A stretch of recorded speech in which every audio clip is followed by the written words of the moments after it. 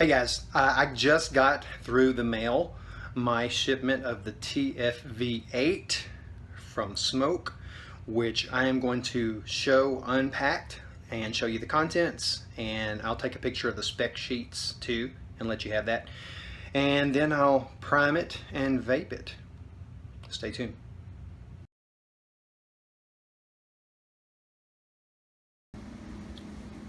Okay, so the place that I got them from, they put some stickers in here. elementvape.com. I got this off eBay. I'm not going to tell you how much it costs because I don't know if what they gave me was a special or it'll be constant, so just check for yourself. Also, in my pack, I bought some of the replacement 3-piece of the V8 T8, the Smok 8 coils, because I'm going to need those for sure. So here's my pack. I don't know what comes in it yet. We'll unbox it right now.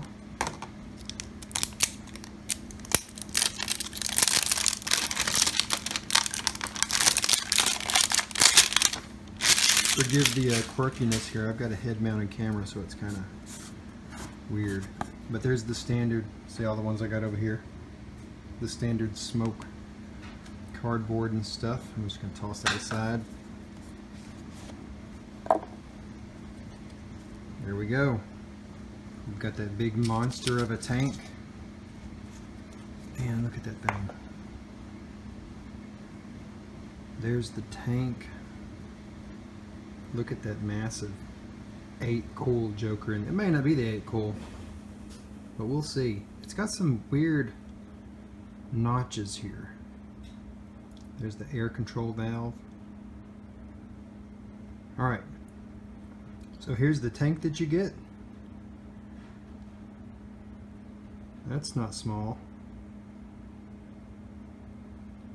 Alright, let's see how it disassembles here. I think it's a swivel top. Yeah. Swivel top into the standard, like the TFV4. Very, very big open hole here. Doesn't look like it's a drip tip, but it tapers in, so it probably to help keep some of the heat off the edge. It has a thick kind of taper inside. Alright, and I am going to get in here in a minute and adjust the tightness, because I always do. I recommend when you get a new tank, you don't just vape it. You need to get in there and kind of disassemble it and then reassemble it so that you can see the tightness of how the gaskets are yourself. So let's go back into the unpackaging. There's the standard little moldy thing that they always do, their guide. And look here, a nice atomizer warning. The cottons, if you do your homemade mods, RBAs or whatever they call them. I don't do those, by the way. Ooh, look, they thin these out. We finally got some thin rubbers for our glass. Nice. It's about half the thickness of the old ones. Some replacement rings, some replacement O-rings, a gasket. This might be the mouthpiece gasket right there. I'm not sure. I'll have to get into it.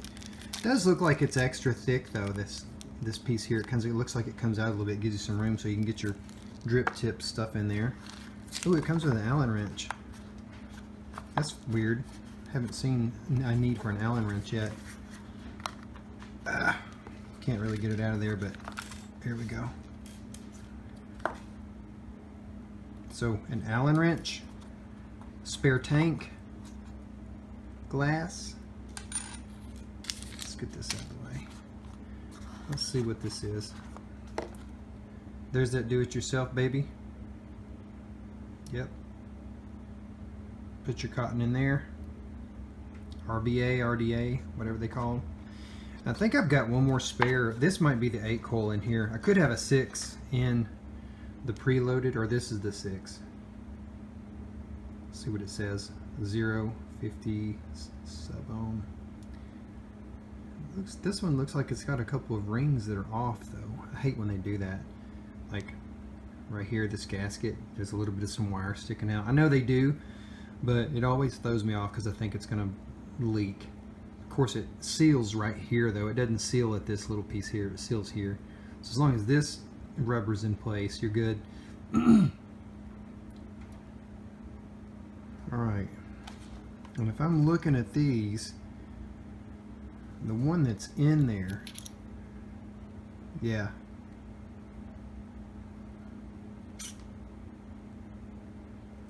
That's the 8 cool there. Alright, so I'm going to disassemble it and reassemble it.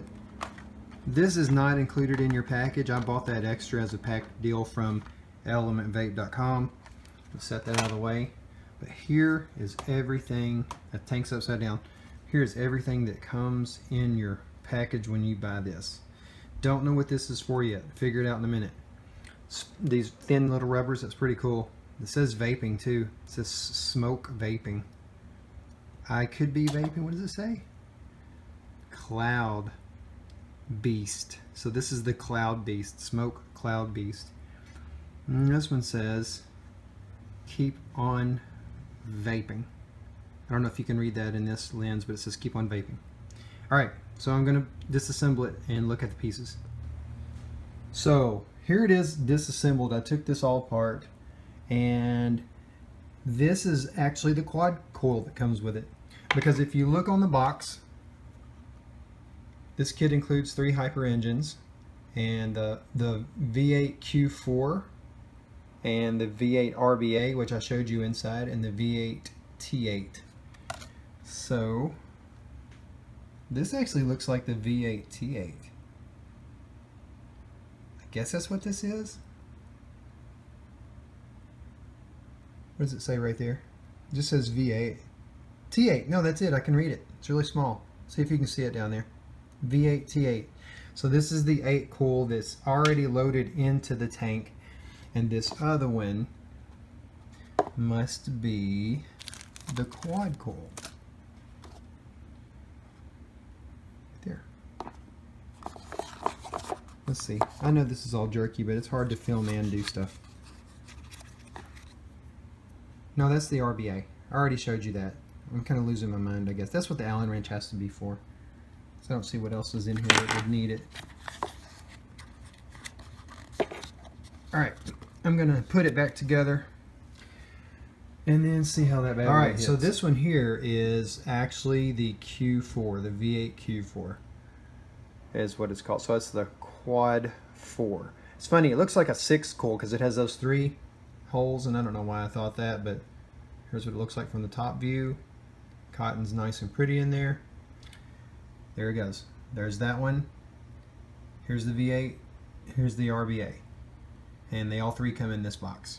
So it's not been put together yet, but I'm about to put it together, prime it with liquid, and hit it. But again, I always recommend to take these things apart, reassemble your tank so that A, you're familiar with it, and B, that you see if it's tight enough, because sometimes they come kind of loose and they'll leak whenever you, and I like the black little rubber protector too. I don't like the orange one, but sometimes they leak. So put it together yourself so you can get familiarity with it. Okay, this is neat. So this piece that's ridged right here, that's actually the base that you hold on to tighten in your coil. It's not underneath like it used to be, because normally you would have your air slots above where the actual solid piece was, but now the solid piece is on top and the air sliding vent is on the bottom, so you can hold it there and you just get a better grip. It's a better design. It's cool that they did that. And also take a look at this orange ring. So the orange ring is beveled in like that. It doesn't go down into a groove. It has that bevelness, which is really cool because now you can slide. Let me see if I can get, I'm gonna put the head mount on and show you that you can slide that in and start screwing the threads of that top part into the coil without having to worry about lining it up, or that your glass has to be pushed in simultaneously, because the glass doesn't have to be pushed in. It kind of gets pushed in as you're screwing it in. As it screws down into this coil, then it tightens itself into this rubber. So that's a better design too. Really freaking intelligent. So I'm gonna put the head mount on and show you what I'm talking about. Alright, so here's what I'm talking about. First of all, this piece right here, the bottom, is what spins. And that's for the air control. See? That's not actually the coil tightened or not. That's letting this air valve open or shut. So you can hold here and then you tighten or loosen. You loosen, you tighten. You loosen, you tighten. Righty tighty, lefty loosey. So here's what I'm talking about with this. I don't know if you can see this very well, but it's hard for me to see and look through the camera. So you can see now that the threads inside the top part and the coil are just starting, and this is not pressed into the glass yet. So that means you can get a real solid, very, very precision threading without trying to fear misthreads, while your glass is actually slowly coming down into this groove. See, I can fit my fingernail in here, and as this tightens up, holding onto these ridges right here, and I'm holding onto this bottom ridge right here, tighten this up. I usually go a nice strong crank, about like so. Don't have to be anything super tight. And now it's in there. The glass is on here really nice, seated into this rubber, both down inside and there, and it's seated really well inside the coil. One thing I've noticed about this one though, it's kind of hard to get this filler cap slid open. Like, it is really tight. That's going to be a problem. It needs to loosen up a little bit for me, and I might have gotten a unit that has one very tight, but it's going to be kind of tough. So I'm about to put some juice in here. Alright, also I'd like to point out that this gasket is almost teardrop shaped. I don't know if you can tell, but it's in a very, not completely circular, it's in a tear form, and the whole opening where you drip your juice in is bigger. So if you've got big tipped, some of these are fine tips, but I have some of the, see this little dropper bottle there? So if you got a bigger tip, it'll fit in there. You won't leak a lot of your juice out. So that's pretty cool. And again, that swivel top, see the arrow pulling it over? It's hard to open on mine, man, and it locks right into this little groove. Let's see if I can get that. It locks right in this little groove right here. There's a groove on that, but they seem to be really freaking tight. And also, this thin rubber piece is such a brilliant idea, because now you can see that your juice line is above the coil or wherever you like it to be, and it's high enough and not so thick that you can't see when it's starting to get too low on juice, so you burn your atomizer. So overall, the whole thing is so well designed. And I know I've said this 13 times, but now to fill it up with juice. Okay, it's together. It's had about 5 minutes to wick. And I've mentioned this before, but you always want to make sure that you go in through the top and you drop down. There's those quad coils double stacked. Make sure that you drop down a couple of drops down there so that it also gets to the top. You don't want that top cotton to be dry when you start to hit. So I'm about to hit it. All right, guys. So this is my first hit. I primed it. I did a small puff on it. I haven't done a big puff just to get some of the wick started and make sure that it didn't leak on me, because that would be super embarrassing on camera. I've done that before too. I sit here and try to explain stuff in a film, and just juice drops out and burns my face and shit. It's terrible. Bad camera, man. So, damn, I still have eyeliner. I had a gig last night and I put eyeliner and nails and all that. But anyways, here's my first hit. Filming it right now. The Beast TFV8 with the 8 coil in on my also Smok X Cube 2. Which I love this too. I love the way you can do the colors on it. That's what I like about this the most.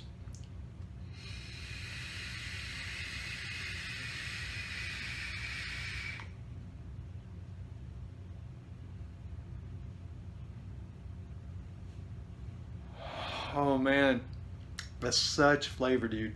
Like it tastes amazingly sweet. This is cotton candy that I get from exrvapes.com. And they're really good deals, by the way. I like to promote them because they're cheap and good. Awesome customer service.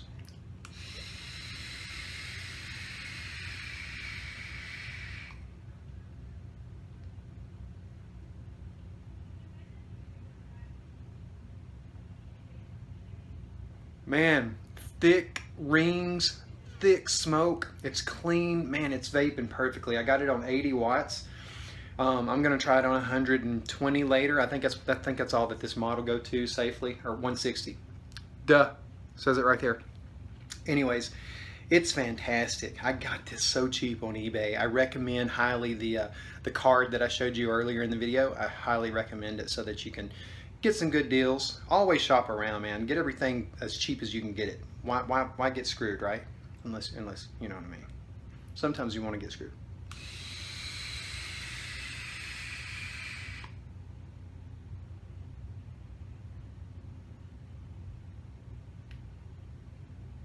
Billowing clouds, dude, so thick.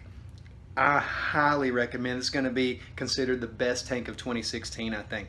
I have the TFV4, I have the TFV4 Mini, I have the UL Crown, which I like all of them. All of them have their place, but so far, oh my God.